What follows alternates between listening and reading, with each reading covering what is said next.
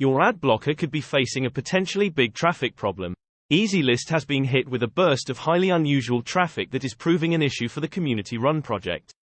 A post from AdGuard, an ad blocker that utilizes its own filter list, claimed that as EasyList is used by 99.9% of all ad blockers.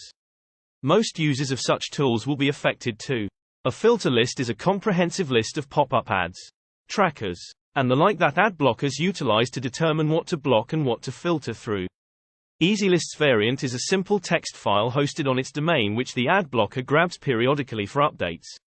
However, it is purportedly taking over 5 minutes to download, due to a 10-20-fold increase in daily traffic that began earlier this month. In its post, AdGuard stated it had faced the same issue last year, and hypothesized that it stems from certain browsing apps on Android devices in India. An apparent design flaw in these apps meant that they were attempting to access AdGuard's filter list every time they started up, a more frequent occurrence on Android devices. Even when running in the background, AdGuard's solution was to block the traffic coming from these browsers. But they claim that they still issue over 100 terabytes worth of access denied pages per month. AdGuard claims that EasyList's problem is worse. However, unlike AdGuard, it is unable to get any support from its hosting site, Cloudflare, to block these requests. AdGuard believes this is due to the fact that it does not have an enterprise account, the highest subscription tier available for the service. When EasyList contacted Cloudflare support, its email reply stated the increased traffic had triggered its distributed denial of service DDoS mitigation. Cloudflare's safety protocol, which the company claims intelligently filters high volumes of traffic and breaks it down into manageable pieces to prevent denial of service.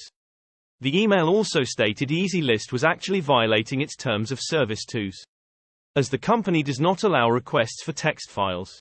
The firm suggested that EasyList would have to move the file to another subdomain to make it available for its users. The upshot is that EasyList is being throttled and no ad blocker can get access to its filter list directly. AdGuard believes that the only option would be for EasyList to change its domain name, as the broken browser apps will continue to trigger a DDoS as long as the original EasyList.to is still used. However, it cautions that this is not an easy process and would have a knock-on effect on the expected thousands of open-source projects that currently use EasyList. AdGuard states that all filter lists are hosted on their own domain, so users should not be affected. Users of other software may be fine too, since they may have already switched to using a mirror domain from which to access EasyList.